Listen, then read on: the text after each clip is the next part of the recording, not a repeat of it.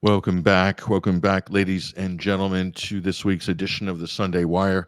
I'm your host, Patrick Henningsen. We're streaming out live on the Alternate Current Radio Network and also at 21stcenturywire.com. We're also streaming out live on X, Twitter, YouTube, I think Rumble, possibly Facebook, but we have to double check those live streams. But we're streaming out on at least two main platforms, which is X, Twitter, and YouTube as well. So thank you guys. On the audio streams on the Alternate Current Radio Network, Spreaker.com, 21stcenturywire.com. If you want to listen or see the video stream, just check us out at 21wire on Twitter right now, and you'll see us in live. Technicolor, and we got a great segment for you. Before the break, we sort of set up what the conversation's going to be, and I think it was really important. And I've been on spending a lot of time on X Twitter Spaces, and one of the really important things of being on Spaces is to hear what Palestinians are saying and people in Gaza are saying as well, because we don't hear those voices. We don't get enough of those voices in the media. Not only that, the connectivity is an issue there. Cell phone coverage is an issue. People are able to chime in either from Gaza or the West Bank. It's extremely fortunate if they are. They have a lot of barriers to doing that, but it's really important that those voices and those things get out. And so you can always catch a lot of these great conversations if you just get on to X. And if you're not on X, Twitter, this is a good reason to get on, is to get onto Spaces and listen to some of the great commentary and the great information that's coming through there. We've had Layla Haitoum, Hala Jaber, and some excellent Middle East correspondents on our programs to give us what their ultimate analysis is on the unfolding disparity and the tragedy that we're witnessing in Palestine, and also the fighting that's breaking out in South Lebanon as well. And also one of those great voices who I think is going to add a lot more insight to this conversation today is veteran war correspondent, journalist, author Elijah Magnier is joining us on the program right now. We're going to bring him up onto the stage. Elijah, how are you? I'm fine. Thank you for having me. No, it's great to have you on the program, Elijah. And yeah, if you will, just move, scoot a little bit to your right-hand side, and we're going to center you on the camera there. Elijah, thank you for coming on to the program. And I know that we spoke before on this topic, and but I want to add a little more levity to the conversation here. Just give us your overall kind of, for those people who haven't heard you talk before, I know you've done some excellent interviews on other programs. Give us your sort of assessment right now, stepping back to October 7th to the present, and considering all the other conflicts that you've covered and seen over the years. Put this situation that we're seeing right now into perspective. Go ahead.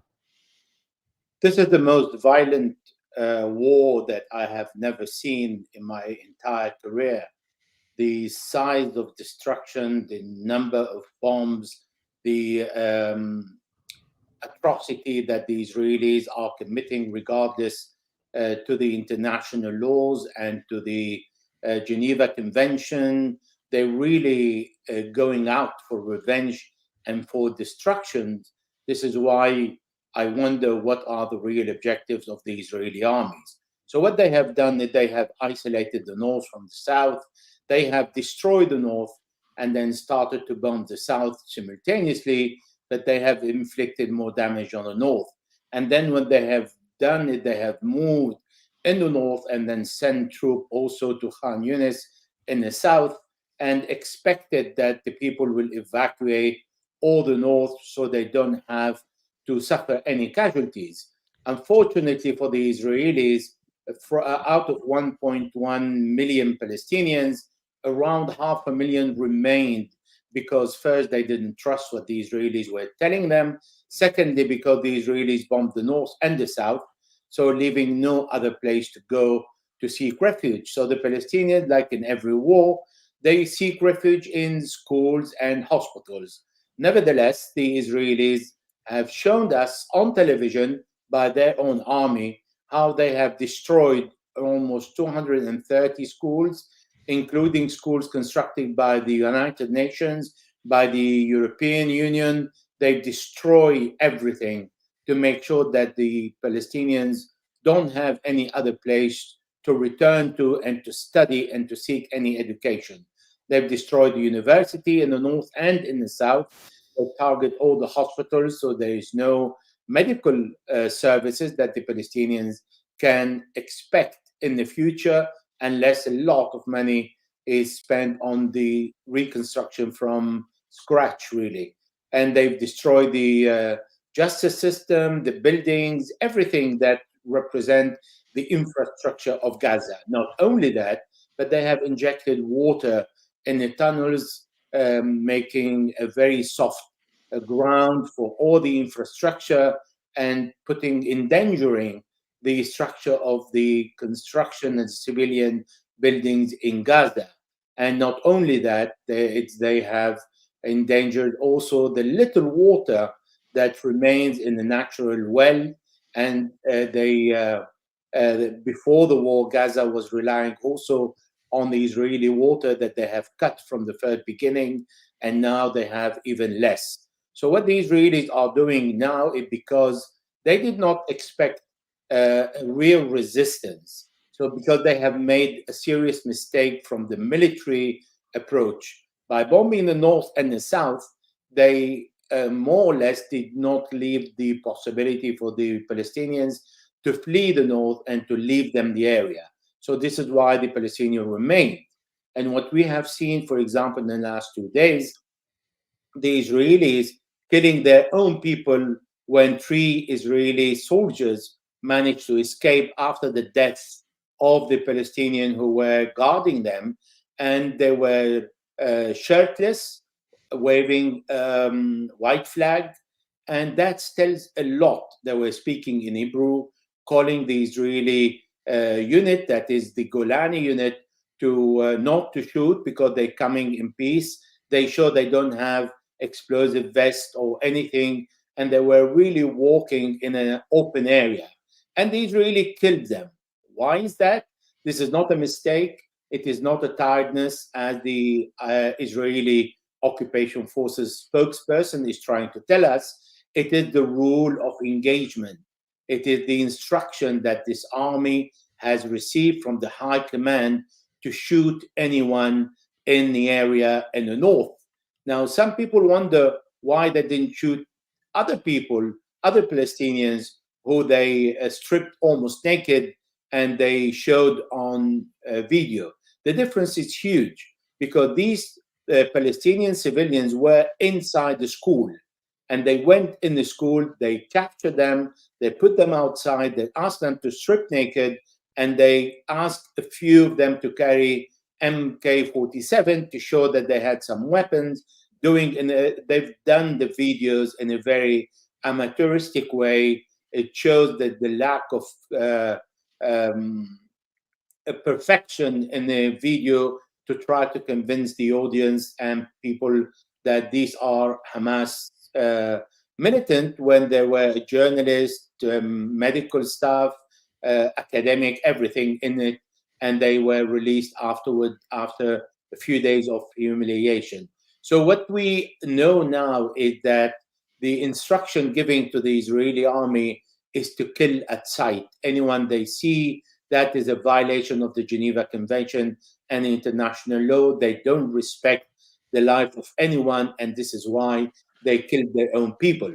So bottom line now is we have a military operation that is going on in the north and in the south. The Israelis are for the first time facing this kind of urban warfare that they're not used to, because they used to bomb, destroy everything, and walk in. But now they are saying that we need several months. The Americans really are giving them enough time, even if Joe Biden is trying to tell us the opposite.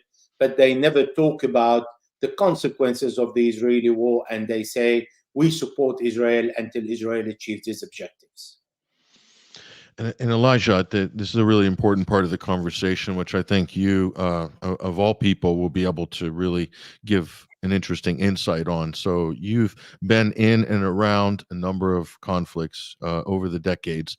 Maybe give us a little bit of a sort of synopsis of a little bit of your career, your experience, and then put yourself as a journalist, as a reporter, as a photographer or reporter on the ground, theoretically on the ground in a place like Gaza, and try to explain to our audience here what are the issues of trying to do your job as a journalist in an environment like what is now in Gaza? But go ahead, Elijah.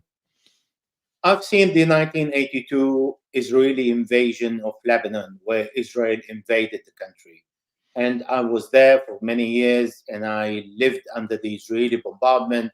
And I have the sense of what it is to live under the Israeli bombardment. Nevertheless, that was it was horrific at that time. But in comparison to the 2006 war in Lebanon, again, the Israeli war on Lebanon, the 1982 was kind of a Disneyland because the size of bomb that was different. The Israeli used 500 kilos to 2 tons of explosive, and you are in a building. You really don't know where to go because the whole building is destroyed and is on the ground. In this kind of situation, of course, I've seen the war in Yugoslavia, the war in Afghanistan, in Iraq, in Syria, in Libya, but nothing to compare to this kind of war. So people lose the sense of time, they lose the sense of life, and they think only what's going to happen tomorrow, if they're going to be able to buy some food or some gasoline, if there is any, or then think how they're going to fill up a few bottles of water to feed the children they have at home, or the family, because family gather all in one place, in particular those who have lost their homes and were destroyed. In this case, in Gaza, there are 54,000 homes completely destroyed and 240,000 partially destroyed. So we're talking about more or less 300,000 people who have no place to go. So they go to their family members. And this is why every bomb that is falling is killing 60 to 70 people, because they all in a 2 to 3 room squashed in one place, not because they think it is safer, but because it is they are sheltered from the rain and from the cold. It is winter now, and because they can have a dry place to sleep rather than staying in a tent in the middle of the street or next to the hospitals, where there are tens of thousands of people gathering there in the hope that the hospital will be spared. I've seen that in my own eyes in many conflicts, and I have seen how people go to school because they think it is the safest place. In the south of Lebanon, for example, I've seen people going to the United Nations barrack and centers to look for safety there. However, the Israelis, twice in 2 wars, they bombed the United Nations place. In Gaza, they killed 133 UN personnel. In Lebanon, they killed around 60 to 70 in the Kana massacre in 2 wars, twice.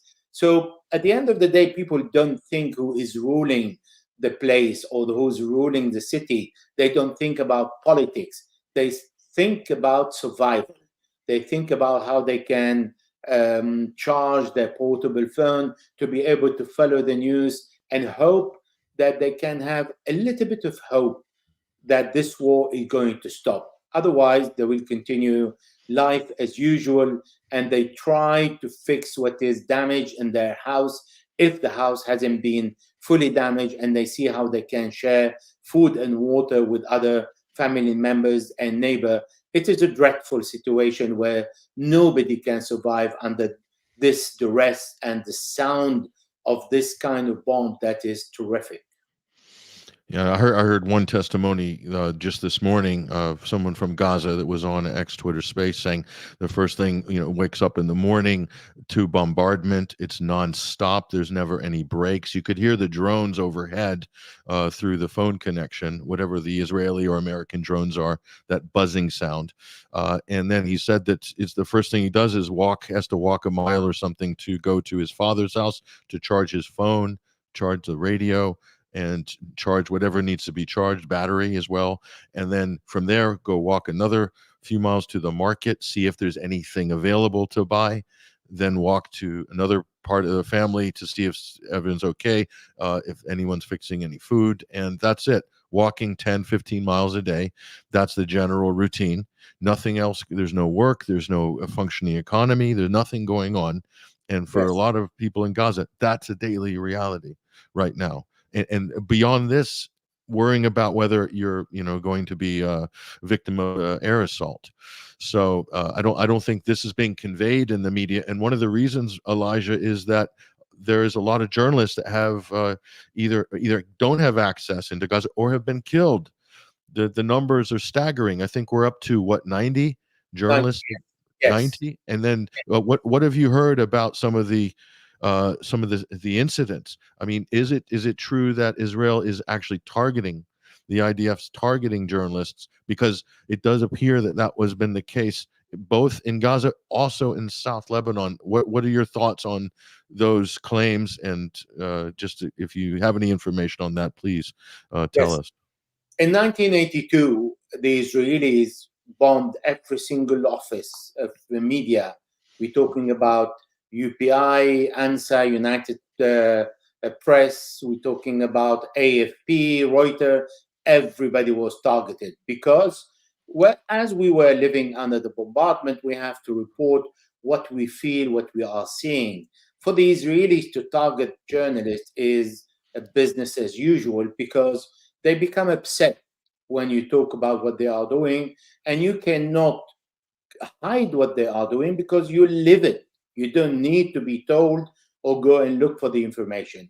In Gaza, what they have done, they have advanced in their style of intimidating the media. What they have done, for example, for many journalists, they killed their family, they target their home, because the Israeli intelligence service is very good at monitoring and registering and knowing where each one lives. So what they have done to many families of journalists who have lost their parents, some journalist from Al Jazeera lost his wife and two children, his nephew. So many journalists were killed directly while they were covering. And just 2 days ago, they killed a cameraman and wounded another journalist. Because what happened is when someone is wounded in a particular area, the ambulance need to communicate with the command of the Israeli forces and ask permission to go to the area to avoid being bombed, because the Israelis claim that in every ambulance it is guided by Hamas or there are militant in it. So to avoid unnecessary casualties, the hospital communicate every movement of the ambulance. The problem is the approval of the Israelis come between 4 to 6 hours later. So those who are wounded are dead. And this is exactly what happened to a few journalists when they were wounded by a drone, and they are targeted to be killed by drone in Gaza. In the south of Lebanon, they've done exactly the same. From the beginning, they targeted Reuters journalists, they targeted Al Mayadeen journalists, and journalists normally wear helmet and a very clear indication of press, and they stay all together in one particular area in the south of Lebanon. So going there to target them with the drone is really going to kill and not to intimidate, because they are unaccountable, so they can do what they want. Yeah, we've also seen stories where they believe that they were using tracking the cell phone or getting the location from the cell phone as well, going to that extent. Do they have those sort of capabilities, the Israelis, to do that? Oh, yes. Yeah, yeah. Not only the journalists, anything that is on WhatsApp is captured by the Israelis, because they have the key to it and they have the full control. And what the Israelis do in a normal situation is they call you. I've been called twice when I was covering the south of Lebanon. They know who you are. They track the phone and the serial number of your SIM card, and they talk to you and tell you, leave this area now because we're going to bomb it, or do you have any militant, or are there militant living under your place, because we're going to bomb and you have 10 minutes. They also done that in Syria, calling generals and saying, and this barrack is going to be attacked, when they do that, but not always. So They call even cars, drivers, and they say, come off the car because we're going to target it. And when they don't do that, they launch a drone, a missile from a drone in front of the vehicle. So you stop and you understand that you are next. This is the language that people understand in war zone. So you come out and then the car is bombed, or the vehicle or the truck or whatever. So yes, they have this capability. They receive these signals. They're very good at it. They know who they are targeting and who they are killing. And also, I wanted to ask your, this is crazy, because when I met with Syria, there were a lot of journalists that were targeted by militants. There's a whole wall in the Syrian TV network. There's a wall outside the offices with all of the photos of all the Syrian journalists that were, and they were killed. There was snipers from Press TV to Syrian journalists, and many. So, I mean, that was bad. This is on a whole nother scale, what we're witnessing here. And it's just disturbing. What's really disturbing is the silence from the fellow media cohorts in the West. It's as if they don't consider them to be their colleagues. That's the feeling I get. They're sort of treating them like Julian Assange, arm's length, don't want to know, don't want to talk about it. That to me is very disturbing. And I'm hoping that veil of silence breaks very soon, because I don't know how much more of this I think that they can take there. But anyway, on this subject of October 7th, though, so important was the reporting that came out, or the claims that came out initially. And a lot of people just accepted various claims unconfirmed. They accepted them as the narrative.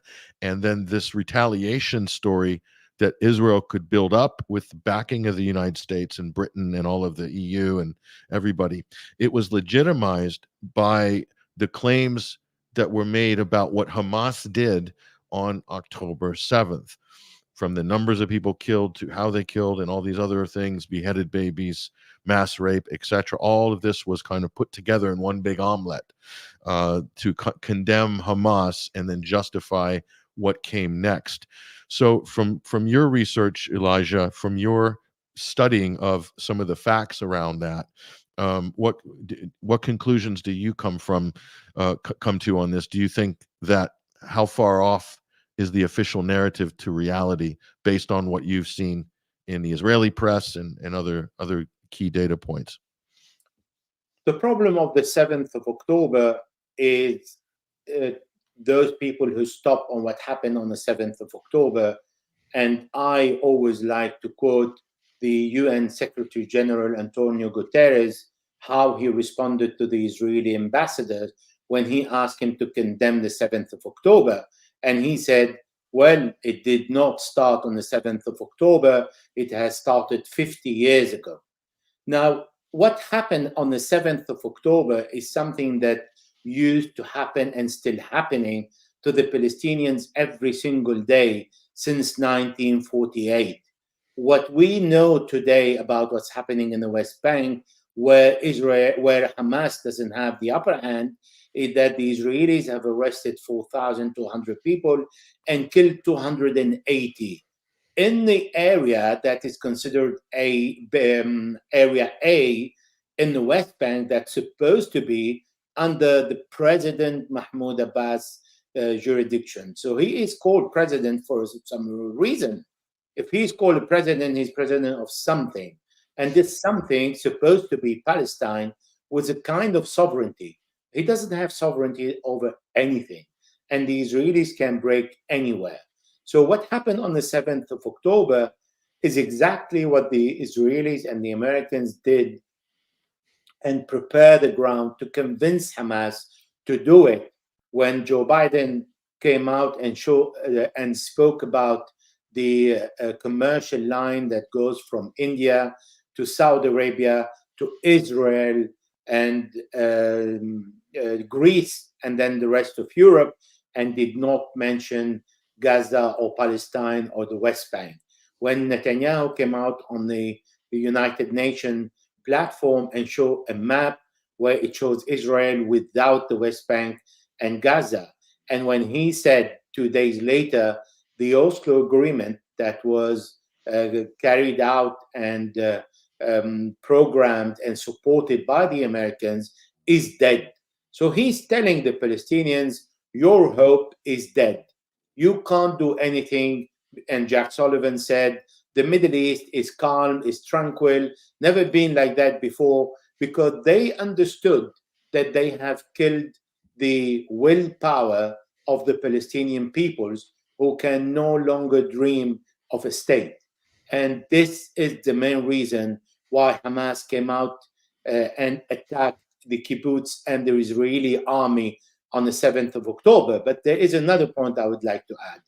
According to Article 51 of the United Nations considered the Israelis as an occupation forces. If you look at President Barack Obama 2013 calling Israel as an occupation force, if we look at what Prime Minister Ariel Sharon of Israel describing his forces as an occupation force. The reason why legally Israel is an occupation force is because Gaza and the West Bank don't have access to air, sea, and land independent from the Israeli control, and Israel has an obligation toward the people they are occupying to provide all the necessity. As we all agree legally and de facto Israel is an occupation force, then the other side is a resistance, and the resistance have the right to attack, because the Israelis consider there are no innocent in Gaza, children or women or men. Everybody is guilty. I'm using a software because they think, and they said, according to the Heritage Minister, everybody is an animal. This is what they think of the Palestinians. Then why the Palestinians will consider their enemies, who are occupation forces, as civilians or non-combatant? The same consideration goes on both sides. This is why Hamas said it is enough. We have nothing to lose. We're going to lose 50 to 60,000. That was the first beginning of the assessment when I spoke to people in Gaza, and they were expecting this reaction. And they said, well, since 1948, we have 101,000 killed and wounded, without counting what happened on the 7th of October, because there you have around 70,000 now killed and wounded.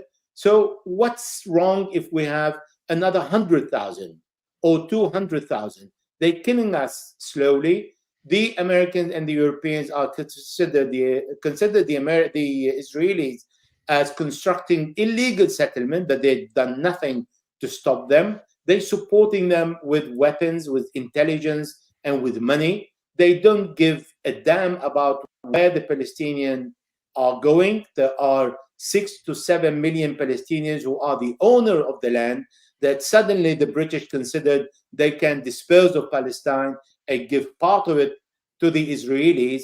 And as long as the Israelis look after the Palestinian, but this didn't happen. So all that, it is an accumulation of the 75 years of oppression, of killing, of humiliation, of demonizing. And this is why the resistance reacted against the occupation forces. You cannot come, particularly here in Europe, and say the German Nazi have the right to defend themselves because they were occupying France, they were occupying Belgium, they were occupying Europe, and Europe was complicit, like Franco, like Mussolini, like Vichy government, Marshal Pétain in France. Everybody contributed to the killing of the Jews, and now everybody is protecting the Israeli Zionists, because this is not a problem between Jews and Palestinians, because they both lived for centuries together. It's a problem how they gave, the European countries gave to the Zionists a land that doesn't belong to them, and told them, you can occupy this land, and the owner of the lands have the verbal right to exist. However, you can do whatever you want with them, and you will never be accountable. Who's going to defend that? And yet, we see at the United Nations, 15 countries, only the UK abstained, and the US said, no to a ceasefire. So the Israeli can do what they want, really. You brought up really one of the fundamental points in all of this, Elijah, which is that I guess there's a lot of effort to reiterate this of fact that Hamas is a terrorist organization. The media do it every 10 seconds. They're repeating this: the terrorist organization Hamas terrorists, etc. And the same with Hezbollah, by the way. And I might add, your home country, France, I don't believe they've designated Hezbollah as a proscribed terrorist group. And is the reason for that because of what you said? If they did, they would have to basically say that in Vichy France, that the French resistance was a terrorist organization, because that's really what it boils down to, doesn't it? Well, first of all, terrorism and counterterrorism is my study at university in my master's degree and PhD. There is no definition of terrorism. It is selective. Every country decides what is terrorism for the country, and there is nothing that is called terrorism of state. Why? Because we will put almost all of the Western countries as a state terrorism, because what we have done throughout the years and decades is we have occupied every single country in Africa. We've killed the African. We occupied other places. We looted all these places. We have started the World War I because we were divided on who's going to loot which country in Africa, and there were not fairness between France and Germany, who's going to take what. And then we have humiliated the Germans after the World War I to have the World War II by again in Europe, on European soil. So we are the one who killed the largest number of population on earth, and yet we speak about values. We speak about who is terrorist, who is not terrorist, and we speak about human rights, but only if you are in but not out. And in and not out, it means in within the club or outside the club. If you are in the club, as Rex Tillerson letter that he has received in 2018, we do not wave the card of human rights against our friends, but only against Russia, China, Korea, and Iran, and all the rest. They are our friend. We talk to them in a completely different way. So today, the war in Gaza is revealing how double standard we are using in the world, and how the level of hypocrisy that we have reached at a level that never reached before. We can no longer consider ourselves holding the high morale and lecture other countries and consider Hezbollah or the Houthis, or the Houthis that were removed, but before that they were on the list, or Hamas, a terrorist organization. It is a selective, and it is something that the repetition of the narrative make people just repeat what you're saying, because almost everybody is saying the same thing. So you don't really want to go against the current, because that will be career suicide. So you accept what they are saying without thinking. Hamas is a terrorist organization. Why? From the very beginning, the Israelis made every single effort to create Hamas, to finance Hamas, for one reason, because they want them to divide the Palestinians. Once they support Mahmoud Abbas, and another time they support Hamas, to make sure that both are fighting.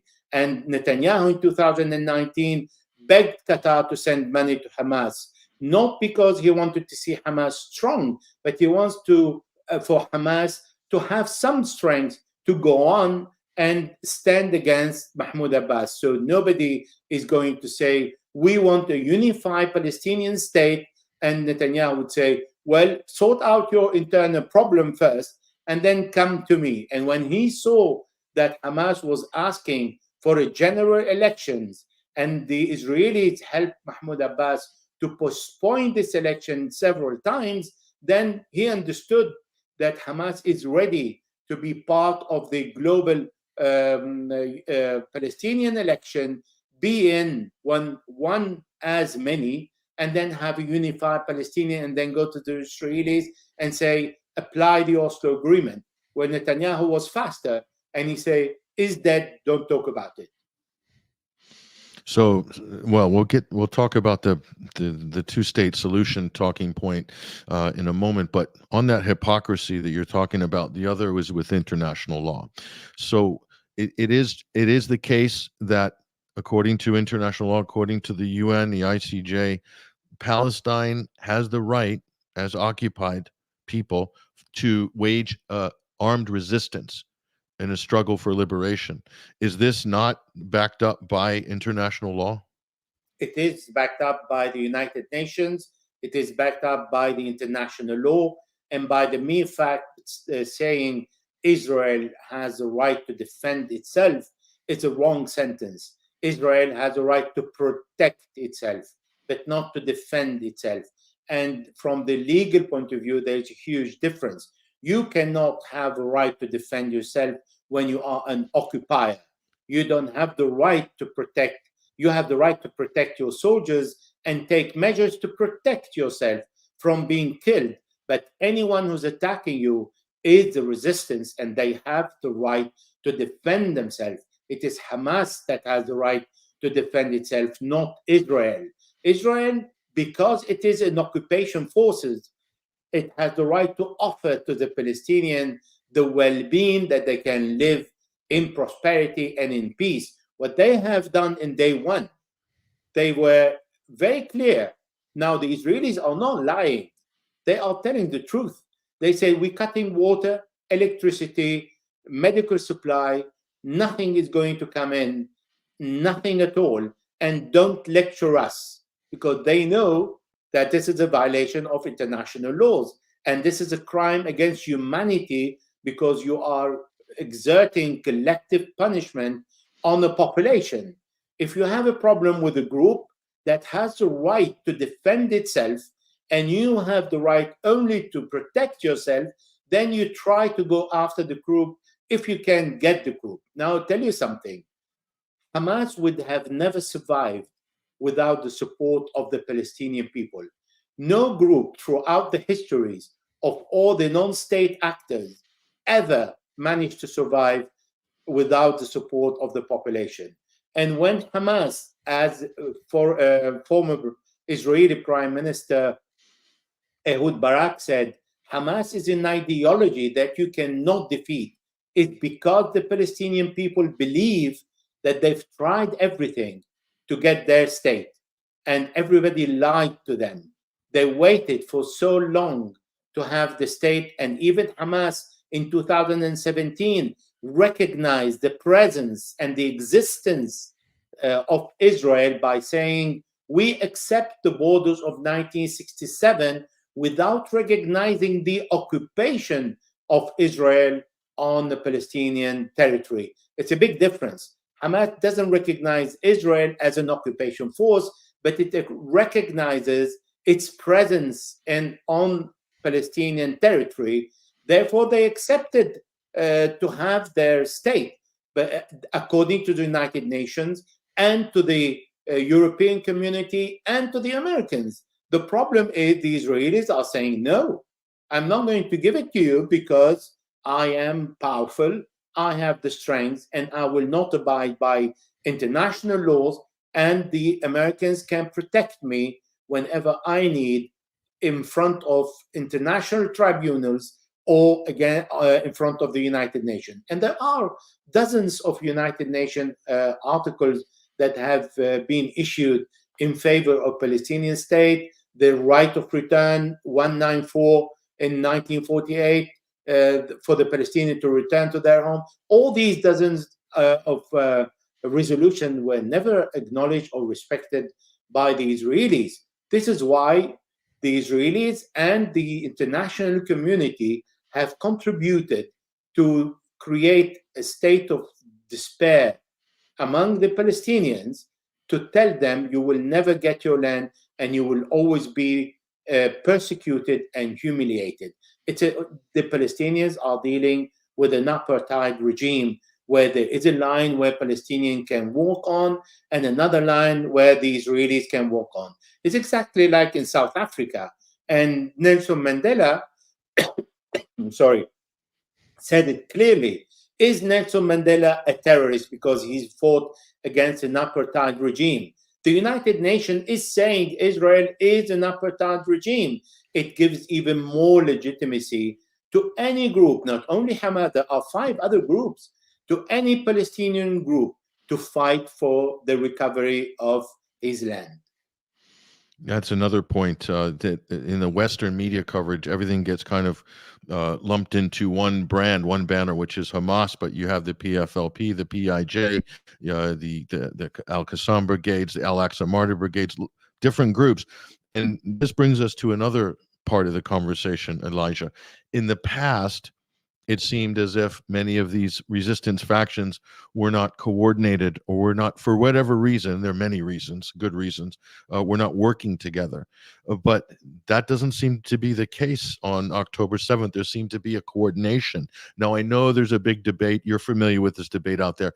Did Israel have the intelligence? Did they let it happen?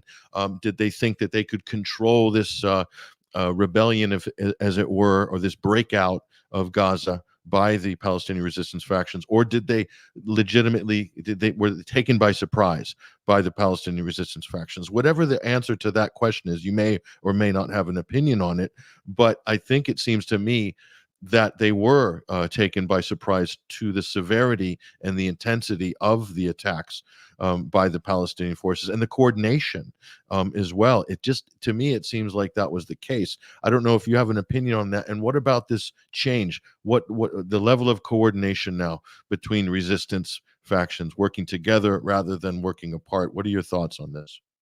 There are 2 points. First of all, the coordination between the Palestinian factions is not new. It is recent in the last few years, but it didn't start on the 7th of October. In 2021, there was the unity of the theater that was created when the Israelis attacked the Islamic Jihad. In the Sword of Jerusalem, again, everybody, all the groups were in one operational room. There is a unity among all the factions in Gaza today. They all as one hand against the occupation forces. Now, about the conspiracy theory, I would like to clear out something. The 7th of October was the biggest intelligence failure of the West and the Israelis. And why I say the West? Because Israel is part of CENTCOM, Central Command and Control, the American in Europe, and all the intelligence services, particularly the British in Cyprus, the French in the Middle East. Everybody is there at the service of Israel. Nobody saw that happen. So let's assume that they've seen it and they agreed not to do anything. And I'm going to answer to that.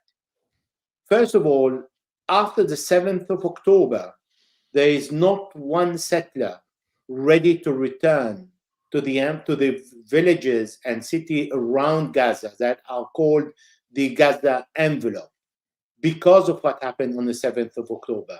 There are 70 to 80,000 settlers who fled all the area around Gaza and are in Eilat today. And the settlers on the northern front, the borders with Lebanon, again, 50 to 70,000 settlers fled the area. And on both areas, the south and the north, are telling the Israeli Prime Minister, we will not return unless we feel safe. The Israelis have lost the faith in their army and in their government. That has never happened since 1948. Israel cannot create such a disaster on itself and say, okay, that's an opportunity to destroy Gaza. Assume that they thought they were completely idiot and this is what they thought, and they say that's an opportunity, we're going to bomb Gaza. Well, they're not sure they're going to win. They have not achieved any of their objectives today. There's a big difference between occupying an area and controlling it. From the military perspective, controlling it means eliminate any kind of resistance. They haven't achieved yet that in the north or in the south. They've been, for the last 70 days, operating in the north. It's a tiny area. The whole strip is 18 miles long and 3.8 to 6 miles wide. So it's a tiny area where 100,000 Israeli army members are working with hundreds of tanks, and yet they did not manage to control it. They occupied part of it. Thirdly, there are so many casualties among the Israelis in this war. The Israeli army is saying that we have lost so far 600 and something. The numbers are not right, but they've said also that they have several thousand wounded. They cannot inflict that upon themselves and lose so much money. Their economy is on the ground. Now they have Bab el-Mandeb by the Houthis close to all their goods. The war is not over yet. It can still expand to other regional countries. So all that is putting in jeopardy.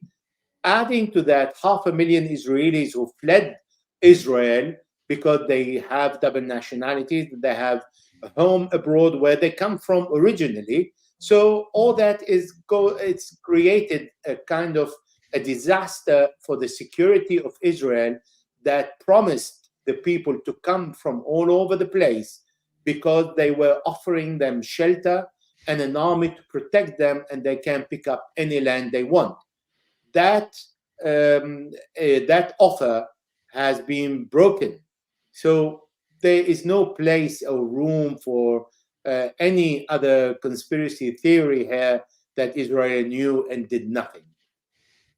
And that offer, that's a fundamental pillar, isn't it, of the entire Zionist project. The entire Israeli project is that promise of security, of protection for settlers. In fact, isn't this what Benjamin Netanyahu's the latter, or his whole political career is more or less based on that issue, isn't it? And where does that leave him? Where does that leave the far right coalition that he's put together?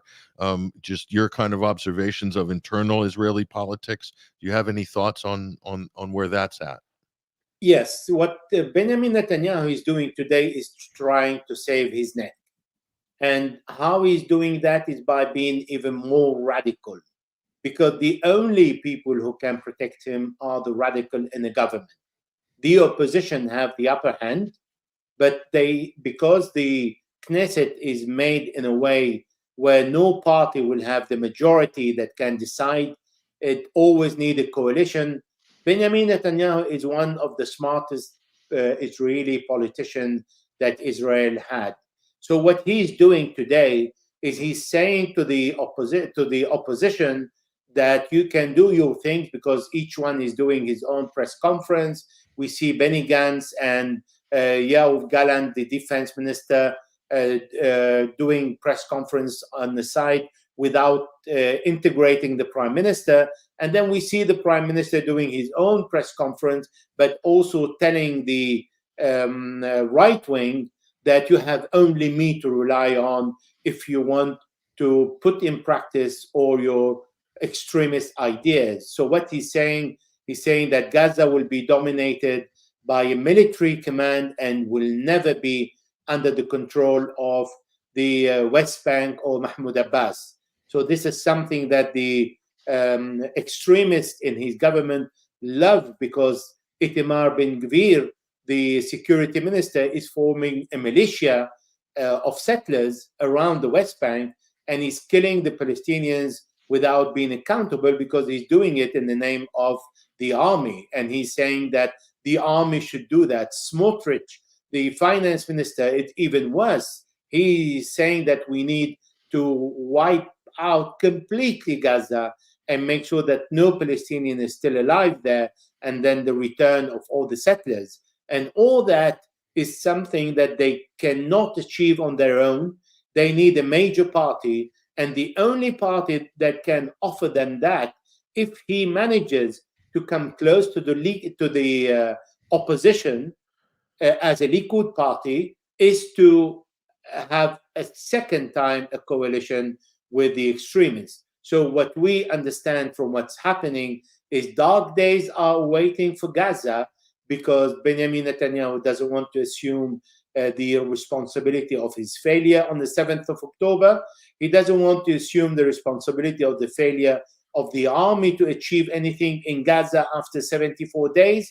And he doesn't want to give up on the position of a prime minister because he will end up in jail, accused of corruption even before he took office. So all that makes him a wounded man who's going to defend himself to the last breath, to defend his position, and who's going to pay the price in his mind are the Palestinians, because the extremist members, political member that form his coalition, wants to exterminate the Palestinians, and they believe, according to even the Likud party 1977 manifesto, is that Israel, any Palestinian that remain in Israel, is a danger to the Israeli security.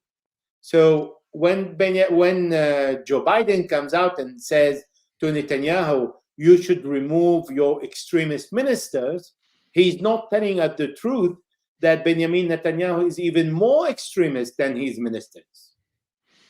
This is an interesting point you're making here, Elijah, because if Netanyahu has marketed himself as the security leader, the security prime minister, he's now failed as the security prime minister. So a lot of people in the West naively were thinking, well, they've gone too far. There's going to be a natural pushback in Israeli politics to the center. But in fact, what you're saying, Elijah, is that a different political inertia may be at work, whereby they abandoned the security brand, and now it's literally, without saying it, but it's literally now the genocide prime minister.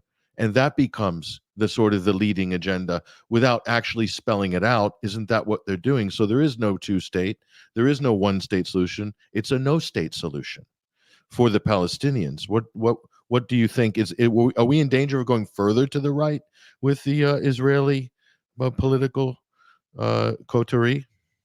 I don't think ever the Americans were honest by saying two-state solutions after the killing of Ishaq Rabin by the Israelis, who were extremists and refused to give any territory to the Palestinians.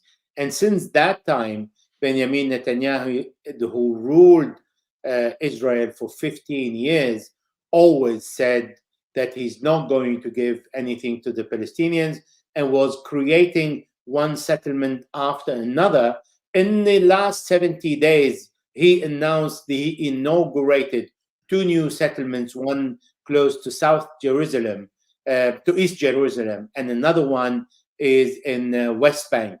So in both areas that he is not allowed to construct on Palestinian land, and it is considered illegal, he's starting the reconstruction. Now, it's important to understand why the Israeli officials think in these terms. Because Benjamin Netanyahu had a mentor who is Ishaq Shamir. And Ishaq Shamir, Ishaq Rabin, Ariel Sharon, David Ben-Gurion, all come from the same mentality. They are the same people who come from the Stern Gang that was formed after the Haganah in 1931, that considered a terrorist organization by the British colonialists. And they created a Lehi organization that formed afterward the Herut Party, exactly the same, who changed the name from the Herut to the Likud Party. These people come of the same mentality, where they think they have the right to kill even Jew to reach the objective. And you can imagine what do they think of the Palestinians. They don't want any Palestinian to remain in Palestine.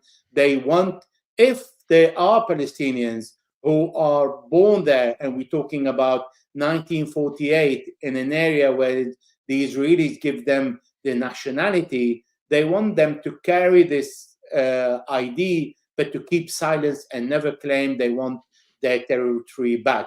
Well, they were thinking about the new generation among the Palestinians who's going to forget about Palestine.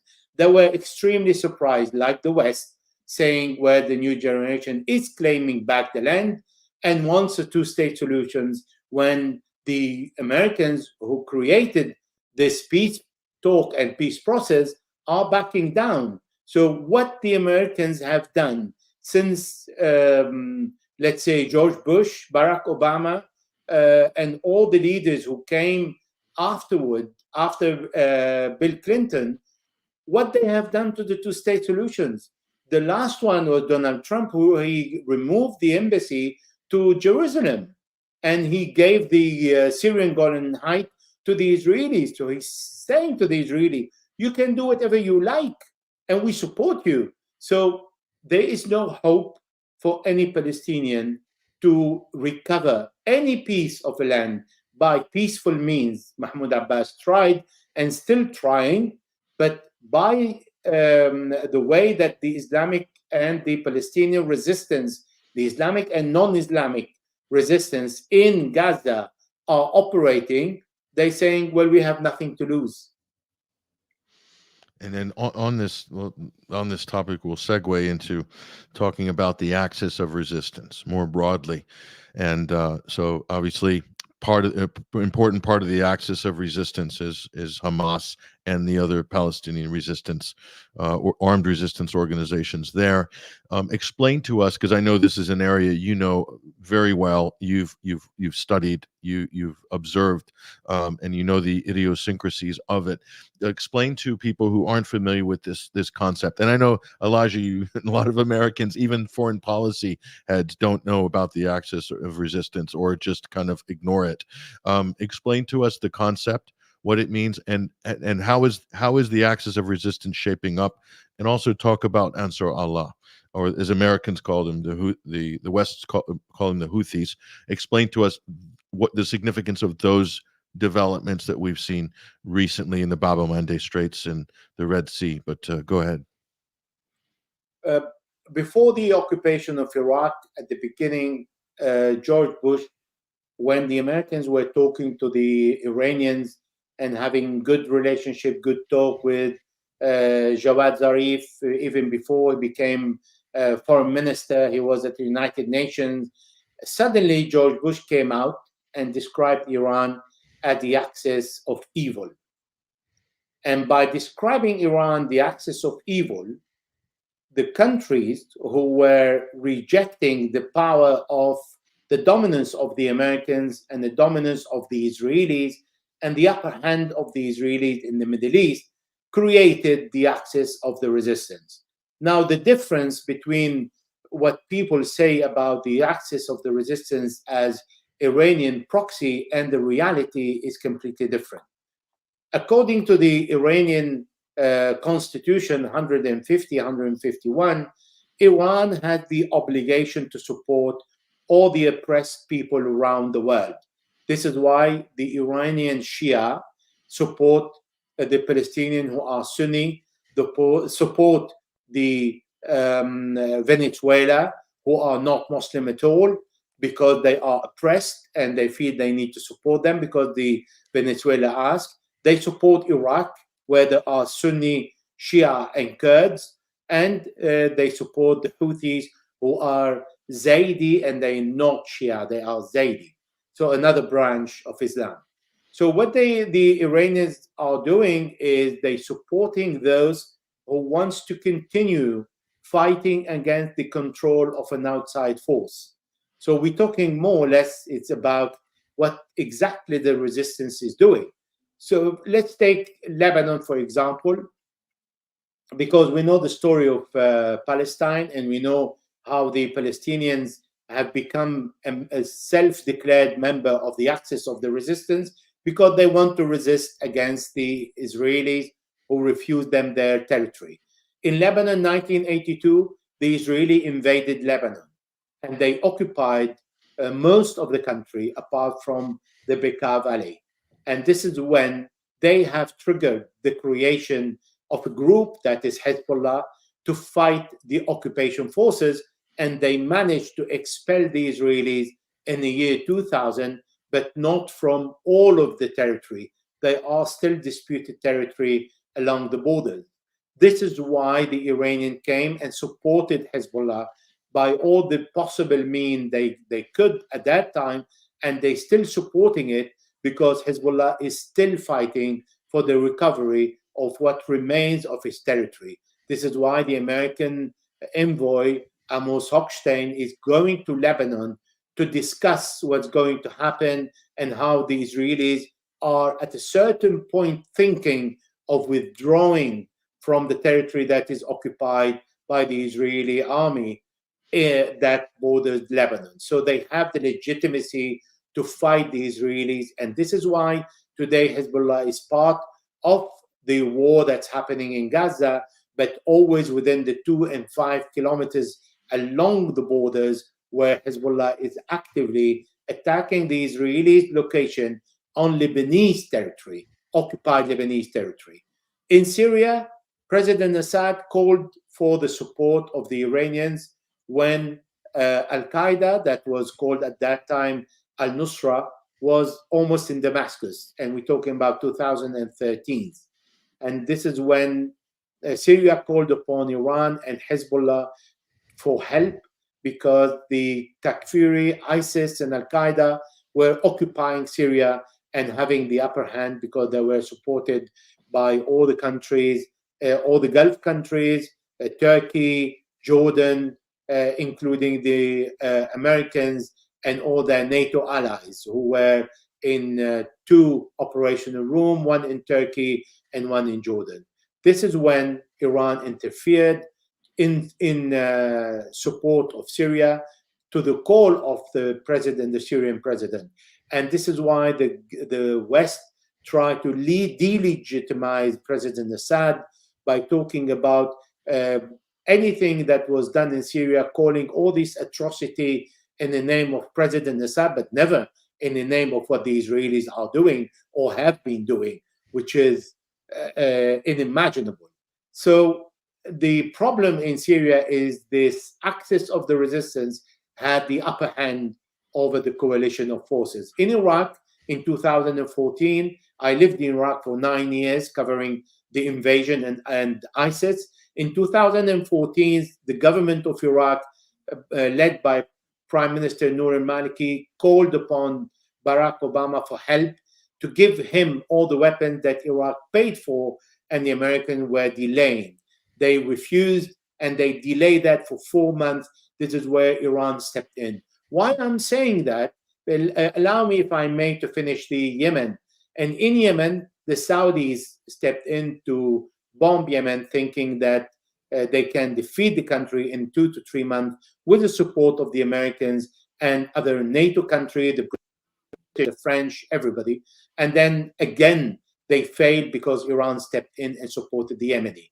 And why is that? I'm saying because it is actually the biggest favor that anyone gave to the Iranians are actually the Americans.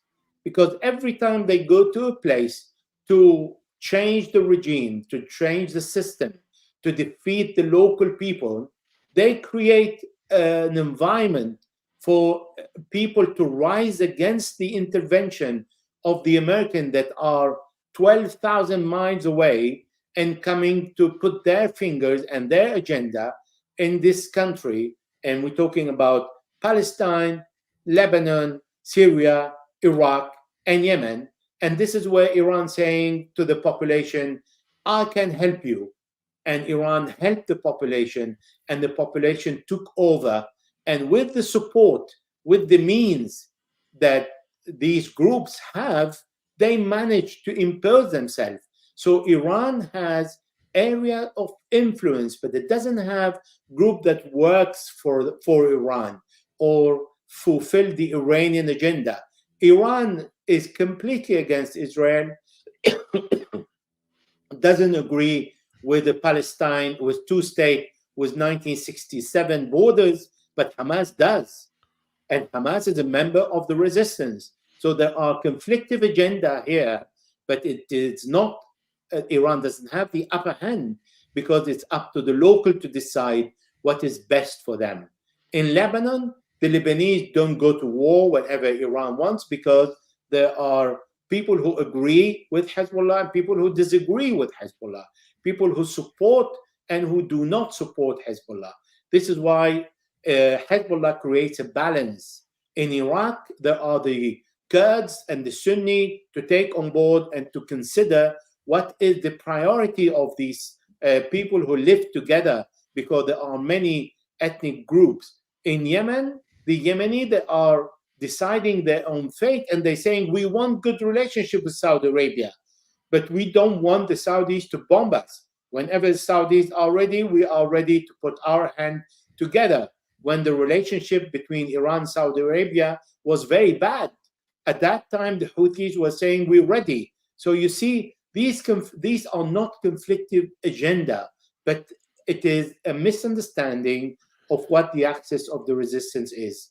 Bottom line, the axis of the resistance is a group of people who exist in different countries in the area of the Middle East, who wants to fight for their independence, who refuse the diktat of the Americans and their allies. And we'd also add the Iraqi PMUs, the Hashd al-Shabi. You consider them to be part of the axis of resistance as well? Yes, the Hashd al-Shabi and the group. So Hashd al-Shabi is an official group that is under the command of the Prime Minister. However, there are other groups who have people within Hashd al-Shabi and have their own other resistant group who are abiding by the decision of the Iraqi parliament that was taken when Donald Trump assassinated their Iraqi commander Abu Mahdi Muhandis and the Iranian commander General Qasem Soleimani. And the Iraqi parliament decided to expel the Americans. But what happened is that Donald Trump said, all your money, all the selling of the oil, come to New York. If you want us to go out, don't think about getting your money back. It's exactly like it's Venezuela, and exactly like what they have done with Afghanistan when they froze $7 to $8 billion, and they keep controlling this amount and to try to influence the policy. So there is a stand of the Iraqi government, and there is another position of the Iraqi resistance who refuse the presence of the American occupation forces on Iraqi land, because as the Iraqi Hashd al-Shabi and army are working together and they have enough power to defeat ISIS, why the Americans are still in Iraq? There's no answer. Why they are still occupying part of Syria? There is an answer that Donald Trump gave us, and he said, I want the oil. So basically, the Americans are occupying part of Syria and part of Iraq because they want to stay there, and the population is against their presence. Well, these are part of the axis of the resistance.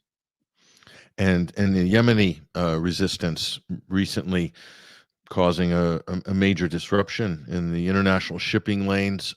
What do you think about this? Do you think this is a potential prelude for maybe Western powers, Israeli, other Gulf states coming in to join forces to push them back in their efforts? Or do you see this as something that could perhaps inspire or cause other members of the axis of resistance, for starters, to sort of be more active in getting involved in order to disrupt or to create problems for Israel and their allies? How are you viewing these latest developments with the Yemenis' interdiction of naval shipping vessels? The U.S. Defense Secretary Lloyd Austin is forming a coalition of groups of power of forces, and mainly the Americans, when they want to do something, they don't go solo. They don't go on their own, because they like to show the world that they are not the one who are against this or that measure, but there is a coalition of countries, which is not true, because at the end of the day, the leader, the commander of the NATO forces is an American. The decision comes from America, and we here in Europe, we serve the American policy and the American interest, and we do everything in our power against the interest of the population, of the European population. So what the Americans are doing is to create a kind of coalition. Now, this coalition we have not seen what is the purpose and the objective. If the objective is to hunt down all the missiles and drones that are going toward Israel, then this is not going to be a regional war. If the objective is to go with every ship that is going to cross Bab el Mandeb, the Red Sea, going to Israel, and they want to offer a protection to these ships, then they want to defend the ships, and this is not going to create a regional war. But if they launch missiles against Yemen, against Ansarullah Houthis, and if they start bombing the Yemeni, then this is very easily going to escalate and expand into a regional war. That is almost guaranteed, because all these fronts will fire up, and they will not allow the Americans to come and dictate their policy, because they have the alternative. It is not by protecting the ships that you solve the problem. It is by imposing a ceasefire and stop killing the civilians, the children and women of Gaza, that Israel has already killed 12,000, according to statistics of the health ministry, confirmed by the United Nations. So that is the solution. It is not to bring more forces, more carrier, more warship to the area, and then raise the level of belligerency against the countries who are supporting Gaza, when the only country who's still supporting Israel at the United Nations is America, and America only. The French are calling for a ceasefire, an immediate, durable ceasefire. The Germans are doing the same. The British are doing the same. They're calling for it, but even if they have abstained, they didn't say, we don't agree with the ceasefire. All these are the US allies who stand against the US objection of a ceasefire. The solution is easy. You will not achieve, you, Israel and the US, and they are together, because Israel cannot wage war without the support of the US, without the US bombs. There were 45,000 missiles, 14,000 tank shell offered by the Americans. There is an air bridge between Cyprus and Israel, offering and shipping all the ammunition that Israel wants to continue killing the people of Gaza. The Americans are a direct partner of what's happening, apart from the 2,000 Delta soldiers that are in Tel Aviv, the generals, the American base, etc., and the drones. So because of that, the solution is easy. Stop bombing Gaza. You will not achieve your objective. You will not defeat Hamas.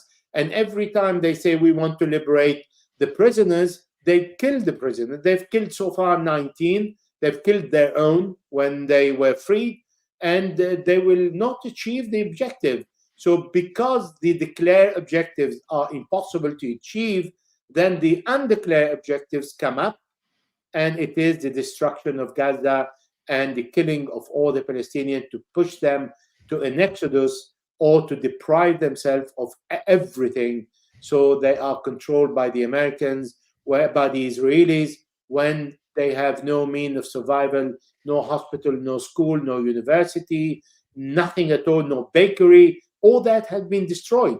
So the Americans can avoid a regional war, not by sending more troops, but by forcing Israel for a ceasefire, but for a long ceasefire, not a ceasefire only to exchange the prisoners and then they start again.